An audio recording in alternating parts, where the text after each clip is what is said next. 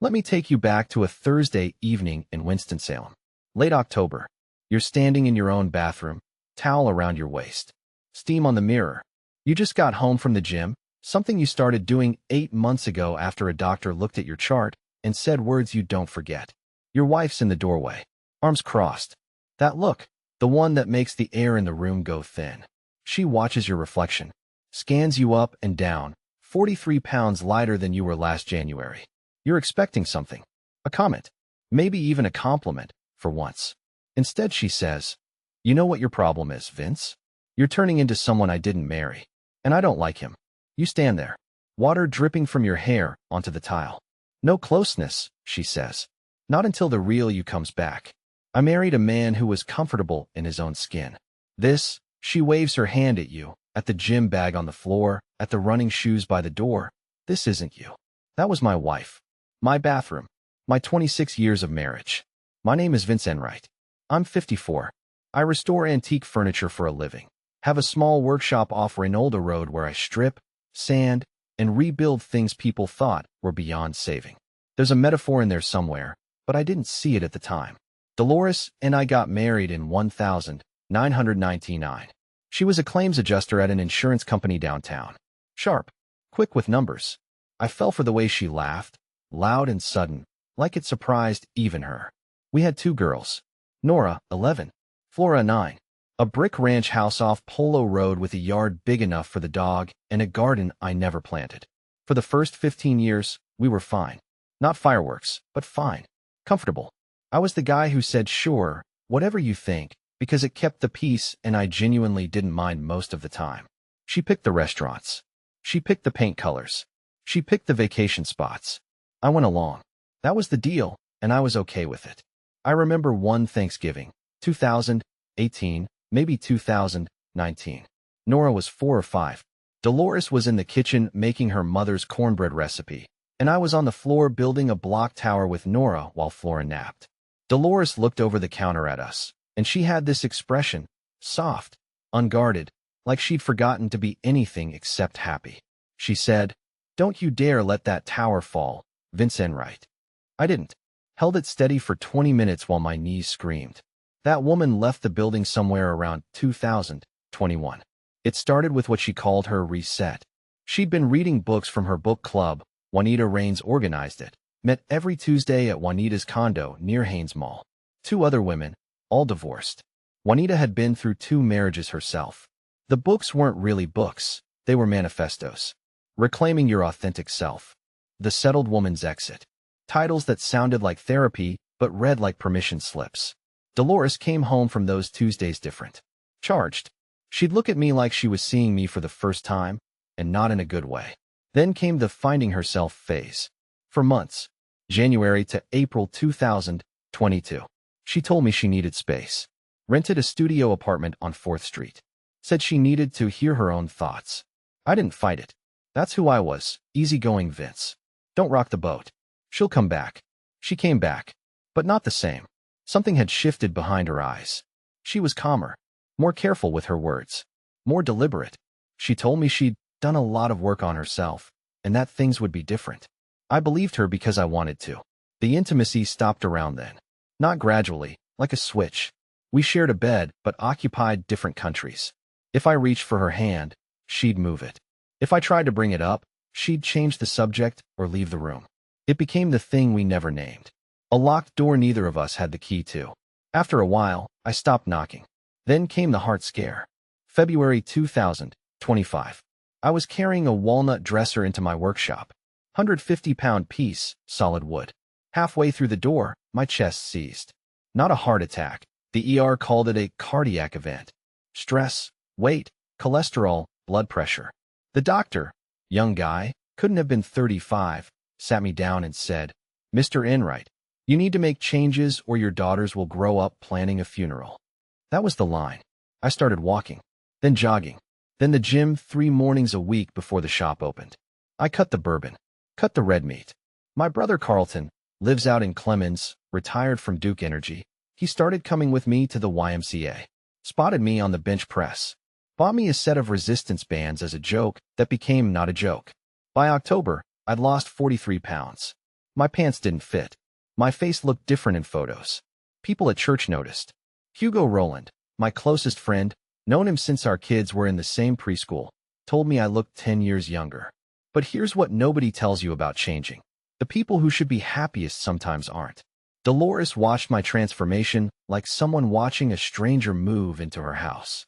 She didn't say, "You look great." She didn't join me for a walk. She started making comments. Small ones at first. "You're at the gym again? That's 3 times this week. Since when do you eat salad for dinner? Carlton's a bad influence. He's single. He doesn't understand married life." Then the Thursday evening. The bathroom. The ultimatum. No closeness until the real Vince comes back. I stood there with water dripping down my back, and something clicked. Not anger, something quieter. Recognition. I'd spent 26 years being the man she said she wanted. Now I was becoming someone different, and she was punishing me for it. I said, "Okay. That's all. Just okay." She blinked. She'd expected an argument. Maybe an apology. Definitely not one word, and a man who turned back to the mirror and started shaving. "That's it," she said. "That's all you have to say? You told me how you feel. I heard you." She stood in that doorway for another 10 seconds, then left. That night, I took Duke, our old beagle, for a walk. We'd been doing that more and more lately. Used to be 20 minutes around the block. Now it was an hour, sometimes 2. Past the Reynolda Gardens, down to the Greenway, all the way to the overlook where Salem Creek bends. I'd park myself on the bench, Duke at my feet, and just sit. Radio on my phone, turned low. Classic country. Merle Haggard singing about being alone. Not sad alone. Clear alone. The next few weeks, I watched Dolores cycle through her playbook. And that's what it was, a playbook.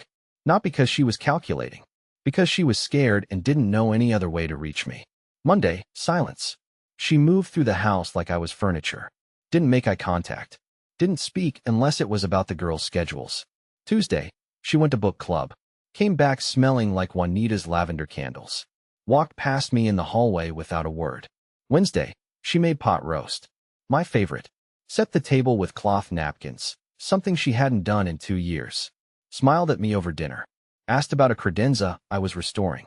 Touched my arm when she poured my water. I said the credenza was going well. Ate the pot roast. Didn't take the bait. Not because I was playing a game. I just didn't have the energy to pretend one more pot roast could fix what was broken. Thursday, she suggested a weekend trip. Just the 2 of us. Carlton could watch the girls. We could drive up to the Blue Ridge Parkway. Like we used to. "I've got a commission due Monday," I said. Which was true. But we both knew I would have found a way 5 years ago. Friday, anger. "You've been weird lately. Cold. The girls are noticing." The girls seem fine to me. Flora asked me why you're never home. "I'm home every night by 6:30. It's your attitude, Vince. You're here, but you're not here." I looked at her. "I've been here for 26 years, Dolores. I think I've earned the right to also be somewhere in my own head." She didn't have an answer for that. The following Tuesday, she went to book club. Came back at 11. I was in the living room refinishing a drawer pull. Delicate work. Brass, 1890s. She walked in, and her energy was different. Vibrating. "Juanita says you're exhibiting classic control behavior. Juanita's been divorced twice. That doesn't mean she's wrong. What specifically am I controlling? You're withdrawing affection as punishment." I set down the brass pull. "Dolores, you told me no closeness until I changed back to who I was. Those were your words. I'm respecting your boundary." Her mouth opened. Closed. She went to bed. Here's where I need to tell you about Juanita Rains. Juanita ran that book club like a war room. For women, every Tuesday.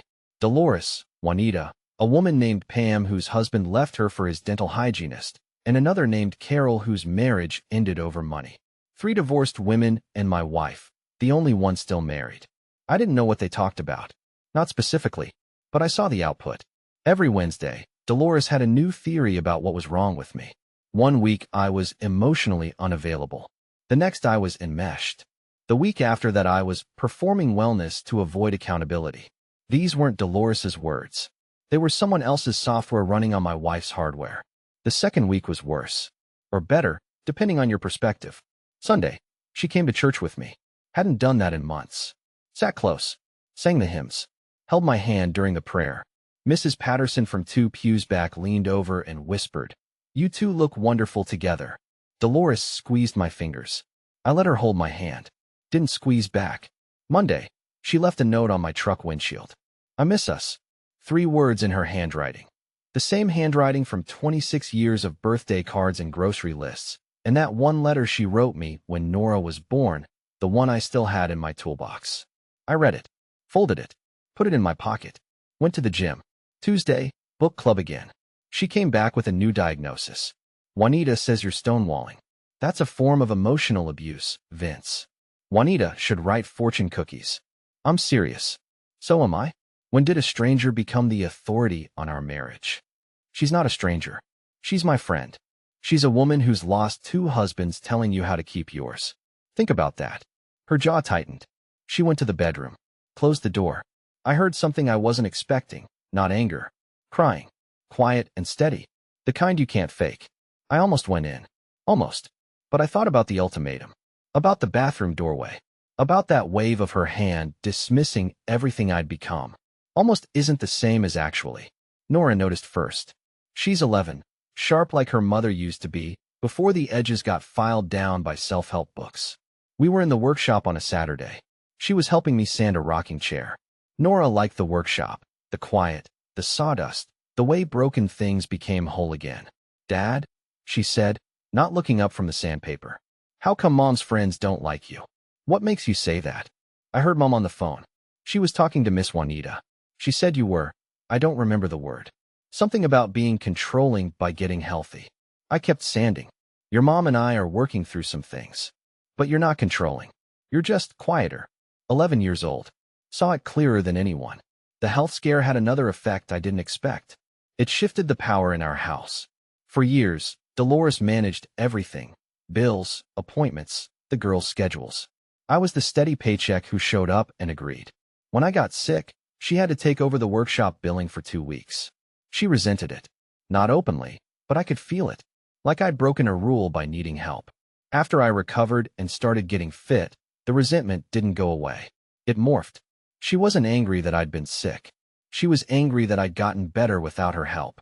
That I'd found Carlton, found the gym, found something that had nothing to do with her. You don't need me anymore, she said one night. November. We were in the kitchen. The TV was on in the background. Something about a settlement between Fox News and Dominion. A judge saying the parties had resolved their case. Flora was doing math homework at the counter. I've always needed you, I said. No. You needed someone to run your life. Now you run it yourself. So what am I for? You're my wife. That word doesn't mean what it used to. I let that one sit. Didn't respond. Took Duke for a 2-hour walk. It was Hugo who cracked it open. Hugo Rowland, accountant, practical, sees through nonsense like it's cellophane. We were at Foothills Brewing on a Saturday afternoon. Panthers game on the TV. He had his reading glasses on, which meant he was about to say something serious. Vince, I need to tell you something. And you're going to want to shoot the messenger. So don't make me aim. He set down his beer. When Dolores did her finding herself thing, the 4 months in 2022, she wasn't alone. The bar noise didn't change. The game kept playing. But something inside my chest went still. How do you know? My wife saw her. Downtown. More than once. With someone from her insurance office. Paula didn't say anything because she wasn't sure, and then Dolores came home, and you two seemed fine. But last month, Paula ran into the guy at Harris Teeter. He asked how Dolores was doing. Said they'd lost touch. His tone wasn't professional, Vince. Paula came home shaking. I stared at the game. Quarterback scrambling. Crowd noise. My hands were perfectly still on the table. The 4 months, I said. Yeah. And she came back, changed. Yeah. I drove home on autopilot. Parked in the driveway. Sat there. Engine off. Back porch steps. Past midnight. November cold on bare feet. Concrete like ice. Stars over the Yadkin River Valley. I sat there until my toes went numb. Not thinking. Not planning. Just letting something I'd been carrying for 3 years finally have a name. She hadn't rejected me because I needed to change. She'd rejected me because she'd already been somewhere else. The ultimatum wasn't about transformation. It was about distance. She needed a reason for the wall between us, and "you need to change" was cleaner than the truth. Everything I'd heard for 3 years rearranged itself in 1 minute. I went back inside. Dolores was asleep. I stood in our bedroom doorway, same doorway where she'd delivered the ultimatum, and watched her breathe. 26 years of sleeping next to this woman. 26 years of sure, whatever you think. And the whole time, there was a room I wasn't allowed to see. The next morning, she made pancakes. Blueberry, Flora's favorite. Hummed while she flipped them. Smiled at me when I came downstairs. Morning, she said. Warm. Easy. Like nothing was wrong. Morning. I ate the pancakes. Complimented them. Helped Flora find her left shoe. Drove Nora to her friend's house. Came home, kissed Dolores on the forehead, and went to the workshop. She had no idea I knew. And I watched her perform normal like it was dinner theater. Every smile, every casual touch, every, how was your day? I heard it differently now.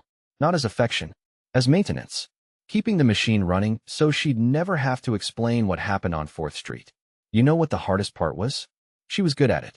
Convincing. If Hugo hadn't told me, I'd have eaten those pancakes and believed every blueberry. Monday morning, I called Winona Kincaid, family attorney in the Pepper Building downtown. Hugo's recommendation. She was direct, no nonsense, asked the right questions. I told her what I knew and what I suspected. Don't confront her yet, Winona said. Let me do some work first. I didn't confront her. That's not how I operate. I'm the slow burn, easygoing until I'm not. And when I'm not, there's no going back. Dolores didn't know where that line was. She was about to find out. For 2 weeks, I was the same Vince. Gym in the morning. Workshop all day. Home by 6:30. Pot roast when she made it. Silence when she didn't. But I was watching. Tuesday night, she went to book club. I waited until the girls were asleep. Then I opened her laptop. She'd never changed the password from Nora's birthday. I wasn't proud of it. But I wasn't going to be blindsided again. The book club group chat told me everything I needed to know. It was worse than I thought. Juanita Raines wasn't just giving advice. She was running a campaign. Every message about me was framed the same way. Vince is the problem. Vince's weight loss is suspicious. Vince going to the gym is classic affair behavior. The irony would have been funny if it hadn't been destroying my family. But there was more. Buried in the older messages, early 2022, Dolores had told the group about her time on 4th Street. Not all of it, but enough. She called it exploring what was missing. Juanita had responded, "You deserve that. Don't let guilt bring you back to a life that wasn't serving you." Pam, the fact that he didn't even fight for you tells you everything. Carol, men like Vince don't change. They just get more comfortable. 3 divorced women coaching my wife to join their club. And my wife was taking notes. The next 2 weeks were quiet. Precise. Winona prepared a petition. I moved what needed moving. Winona's guidance, standard protection. I had a conversation with Carlton about the girls. He said, "Whatever you need. The guest room's ready." I told no one else. Not yet. What I didn't expect was Dolores's next move. A Thursday. She came home from work early. Hair done. The perfume she hadn't worn in years. The one from our 10th anniversary trip to Asheville. She made chicken parmesan from scratch. Set candles on the table. Put Flora and Nora to bed early. She sat across from me at the dining table. Eyes wet. "I've been awful to you," she said. My fork stopped halfway to my mouth. I said terrible things. About you changing. About the gym. I was scared, Vince. You were becoming someone I didn't recognize, and I thought, if you don't need me to manage your life, what do you need me for? Stay with me here, because this is the moment that broke me. She reached across the table and took my hand. First time in over a year. Her fingers were cold and shaking. "I want us back," she said. "The real us. Not the version where I'm keeping score and you're walking on eggshells. The version where we laugh in the kitchen and you hold that block tower for 20 minutes because Nora asked you to." She remembered the block tower. For about 30 seconds, I believed her. Every cell in my body wanted to believe her. 26 years. 2 daughters sleeping upstairs. A house we'd painted together. The sound of her real laugh, the loud, surprised one, echoing through 2 decades of my memory. Then I thought about 4th Street. The 4 months. The man at Harris Teeter who asked how she was doing. "That means a lot," I said, and let go of her hand. Her face changed. Not anger, confusion. She'd played her best card, and it hadn't worked. "Vince, I need some time to think." "About what?" "I'm sitting here telling you I want to fix this." "I know you are." "Then what's the problem?" "The problem is I don't know which version of you is talking right now." She went pale. Friday. She called Juanita. I know because I heard fragments through the bedroom door while I pretended to help Flora with her science project in the hallway. He didn't respond the way I thought. No, he was calm. That's what scares me, Juanita. He's so calm now. What do you mean accelerate? Accelerate what? Flora tugged my sleeve. Daddy, is Neptune made of gas or ice? Both, sweetheart. It's complicated. Like you and Mommy. I looked at my 9-year-old daughter. She had Dolores's eyes and my temperament. Yeah, baby. Like me and Mommy. Saturday morning. The letter. I left it on the kitchen table. Handwritten. Seemed right for a man who makes his living with his hands. No anger in it. No accusations. Just facts. I know about the 4 months. I know about the man from your office. I know what Juanita's been telling you about me. And I know you believed her because it was easier than looking at what you'd done. You told me to change. I did. But you didn't want me to change for the better. You wanted me to change into someone who'd never ask questions. I can't be that man anymore. Winona Kincaid will be in touch about next steps. I'll be at Carlton's with Duke. The girls stay in the house. I'll pick them up Wednesday after school and every other weekend until we figure out something permanent. I don't hate you, Dolores. I loved you for 26 years. That doesn't just stop.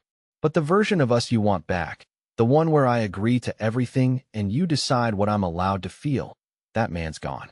You told me to change. I took you at your word. I packed 2 bags.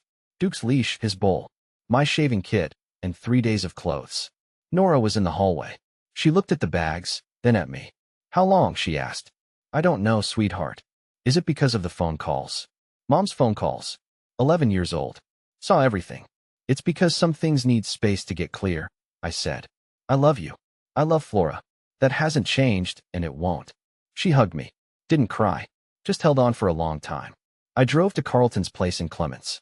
The guest room was already made up. He'd known before I did, I think. Brothers are like that. Dolores called 14 times that day. I answered the 15th. You went through my laptop, she said. Flat. Not a question. Yes. That's a violation of my privacy. And 4th Street was a violation of our marriage. Silence. 8 seconds. I counted. That was, Vince, that was a mistake. I came back. I chose you. You chose the version of me who wouldn't ask questions. That's not the same thing. Juanita said you'd twist everything. Dolores.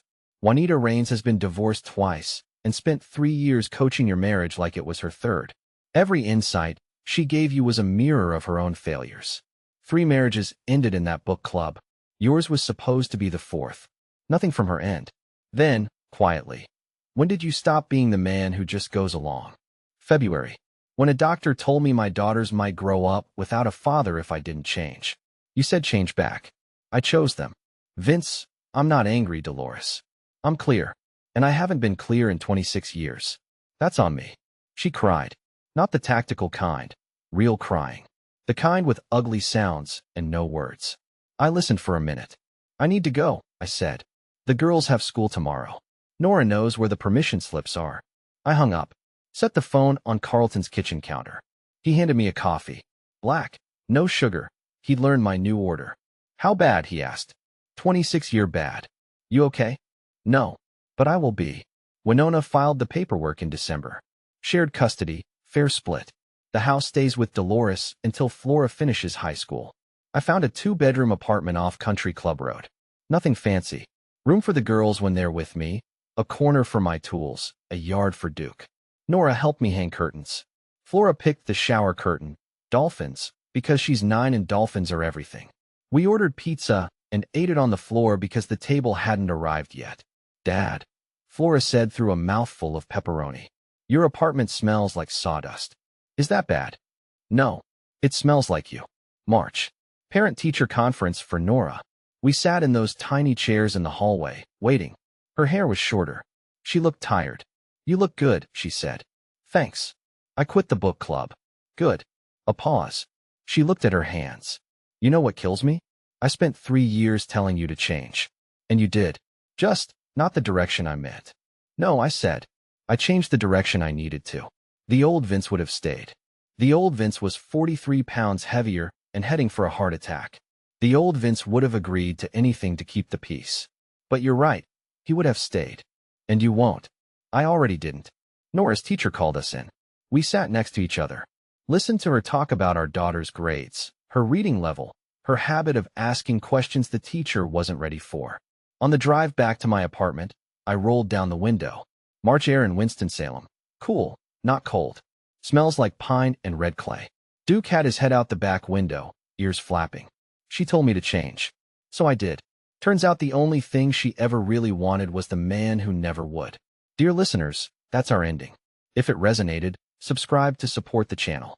See you next time.